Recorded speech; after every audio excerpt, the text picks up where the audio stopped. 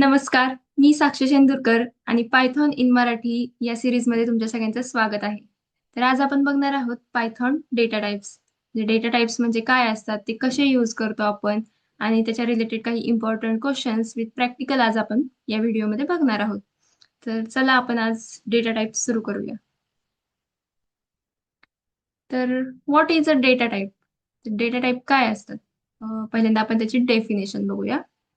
A data type specifies the type of a value a variable can store and what operations can be performed on it. तर data type म्हणजे काय असतं?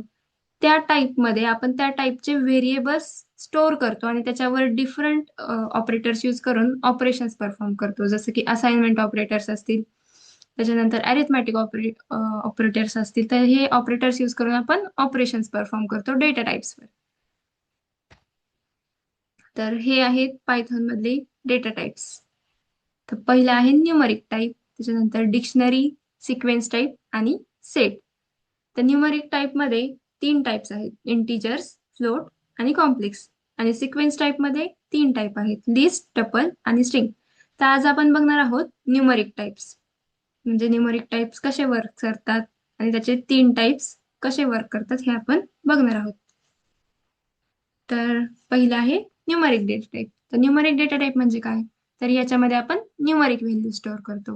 Numeric म्हणजे number values. तर याच्यामध्ये तीन types आहेत: इंट, फ्लोट आणि कॉम्प्लेक्स. तर पहिल्यांदा आपण बघूया इंटिजर टाईप कसा वर्क करतो.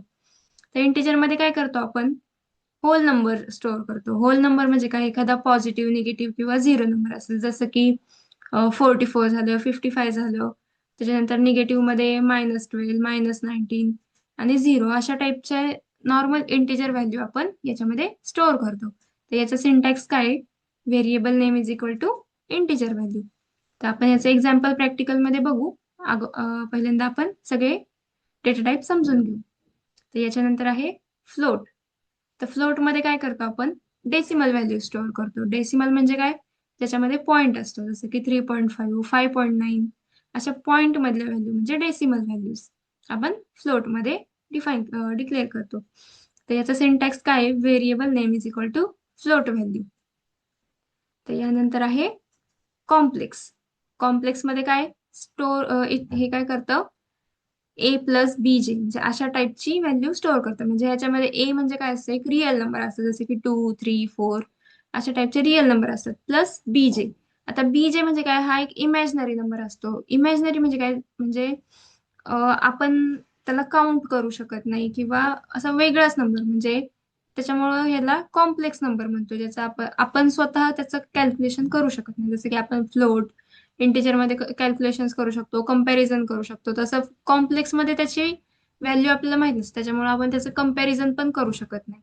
तर असा असतो कॉम्प्लेक्स नंबर. तर आपण आधी याचं व्हेरिएबल डिक्लेरेशन कसं करायचं ते प्रॅक्टिकल मध्ये बघू. तर पहिल्यांदा मी डिफाईन करते: A is equal to 10, B is equal to 12 आणि नॉर्मली आपण इंटिजर्स प्रिंट करून घेऊया, ए ची व्हॅल्यू आणि बी ची व्हॅल्यू. तर याने नॉर्मल इंटिजर्स म्हणजे ए ची व्हॅल्यू आणि बी ची व्हॅल्यू प्रिंट केली आहे. आता त्यानंतर आपण फ्लोट मध्ये व्हॅल्यू डिक्लेअर करूया. A is equal to 3.5, B is equal to 9.8 आणि प्रिंट करूया ए आणि बी ची व्हॅल्यू. तर याने फ्लोट मध्ये आपली व्हॅल्यू प्रिंट केली. आता आपण कॉम्प्लेक्स नंबर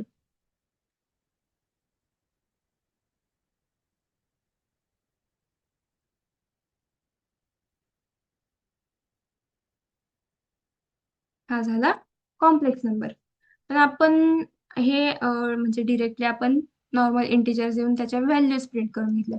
पण जर का एखादा नंबर दिलेला असेल तर त्याचा टाईप कसा ओळखायचा ते आपण बघू. आता पहिल्यांदा आपण घेऊया ए ची व्हॅल्यू 9, बी ची व्हॅल्यू फ्लोट मध्ये घेऊ 7.6 आणि सी ची व्हॅल्यू म्हणजे कॉम्प्लेक्स नंबर घेऊया 2+4j.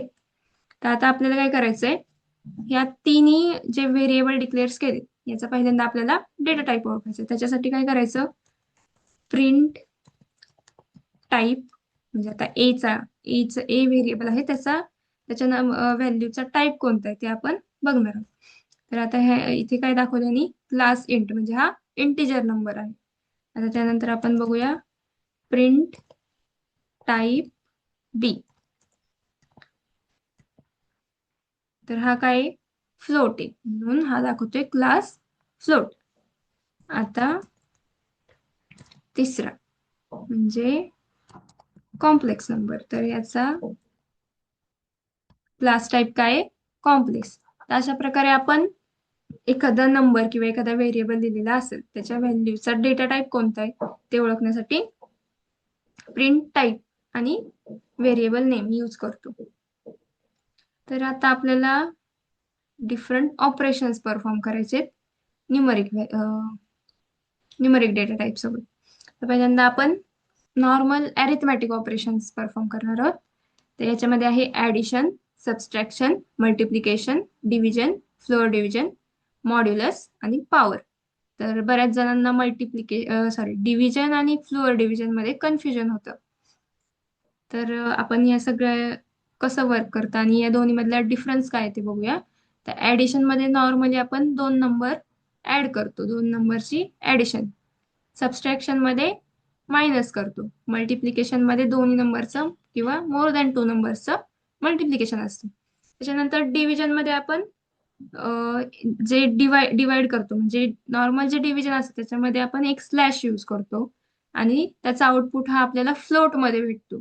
आणि फ्लोअर डिव्हिजन मध्ये असतो, त्याच्यामध्ये आपण डबल स्लॅश यूज करतो आणि त्याचा आउटपुट हा आपल्याला होल नंबर म्हणजे नॉर्मल इंटिजर मध्ये आपल्याला त्याचा आउटपुट भेटतो.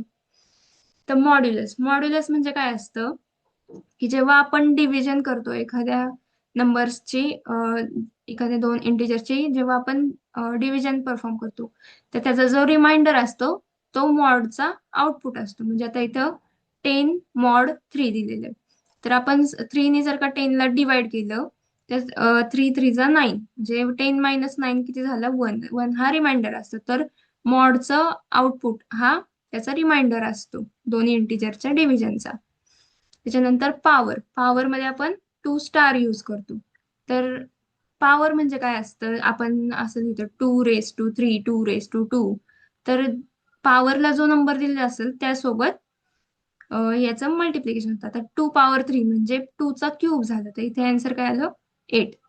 तर आता आपण याला प्रॅक्टिकली परफॉर्म करूया.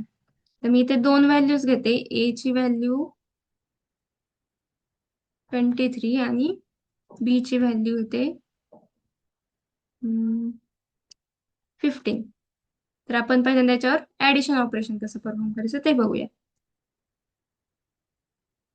तर इथे 2 नंबरची ऍडिशन केली आपण.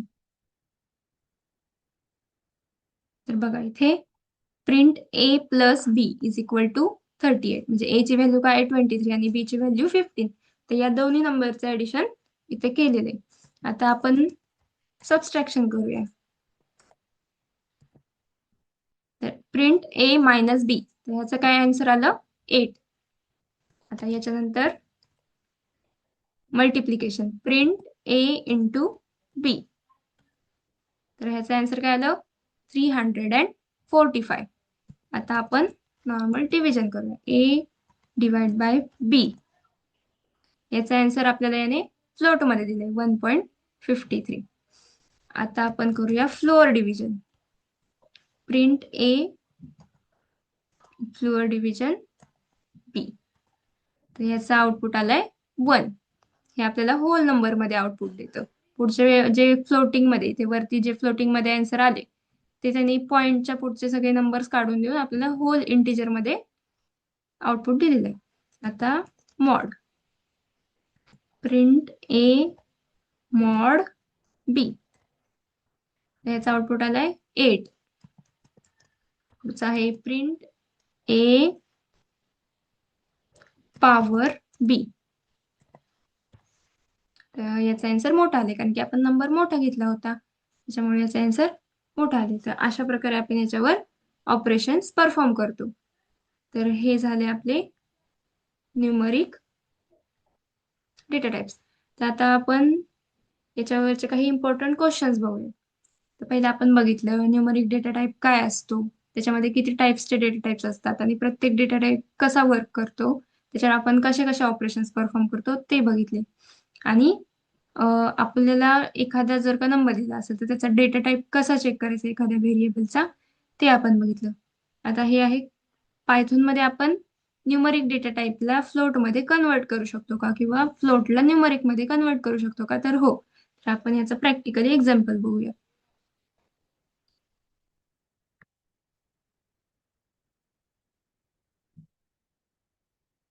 तर काय करायचं आपल्याला, ए ची सॉरी एक्स ची व्हॅल्यू घेतली आपण 9. आणि आता ह्या एक्सच्या व्हॅल्यूला आपल्याला फ्लोटमध्ये कन्वर्ट करायचं, तर वाय मध्ये आपण ती व्हॅल्यू स्टोअर करूया. एक्स हा आपण नॉर्मल इंटिजर नंबर घेऊया आणि वाय मध्ये आपल्याला फ्लोट ऑफ एक्स म्हणजे एक्सला आपल्याला फ्लोटमध्ये कन्वर्ट करायचंय आणि वायला प्रिंट करूया. तर बघा त्याने नॉर्मल इंटिजर म्हणजे एक्स एक्स ह्या व्हेरिएबलची व्हॅल्यू काय होती 9, तर 9ला आपण फ्लोटमध्ये कन्वर्ट केलं आणि त्याने इथे 9.0 असा आउटपुट दिलाय आपल्याला. आता पुढे आपण फ्लोट मधून इंटिजर मध्ये कन्वर्ट करूया. आता इथे घेतली एक्स इज इक्वल टू 9.5 आणि वाय मध्ये आपण नॉर्मल इंटिजर मध्ये त्याला कन्वर्ट करूया.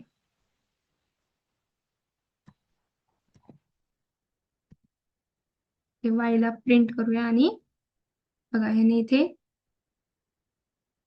नॉर्मल इंटिजर मध्ये म्हणजे 0.5 हा पुढचा नंबर काढून टाकला आणि इथे 9 म्हणजे इथे आपल्याला नॉर्मल इंटिजर मध्ये कन्वर्ट करून दिलं. तर अशा प्रकारे आपण करू शकतो, इंटिजरला फ्लोट मध्ये आणि फ्लोटला इंटिजर मध्ये कन्वर्ट करू शकतो. तर पुढचा क्वेश्चन काय आहे, what happens Wien you divide two integers in Python. तर आपण ते करून बघितलं प्रॅक्टिकली, की आपण जर का नॉर्मल स्लॅश म्हणजे एक स्लॅश यूज करून आपण जर का डिवाइड केलं तर आपल्याला फ्लोटमध्ये आन्सर भेटतं आणि डबल स्लॅश यूज केलं तर आपल्याला नॉर्मल इंटिजरमध्ये आउटपुट भेटतो. त्यानंतर त्या दोन्हींचा डिफरन्स बघितला आपण. त्यानंतर what is the use of the power operator, तर पॉवर ऑपरेटर कसं वर्क करतं ते पण आपण बघितलं. त्याच्यानंतर why complex numbers cannot be compared, तर मी ह्याचा आन्सर सांगितलं की कॉम्प्लेक्स नंबर मध्ये एक रिअल व्हॅल्यू प्लस एक इमॅजिनरी व्हॅल्यू असतो आणि ती इमॅजिनरी व्हॅल्यू आपल्याला काउंट करता येत नाही, त्याच्यामुळे आपण कॉम्प्लेक्स नंबरला कम्पेअर करू शकत नाही. तर हे आहे तुमच्या सगळ्यांसाठी होमवर्कचे क्वेश्चन्स, तर तुम्ही मला हे कमेंटमध्ये याचे आन्सर सांगायचे. तर आपण पुढच्या व्हिडिओमध्ये सिक्वेन्स डेटा टाइप बघूया. थँक्यू.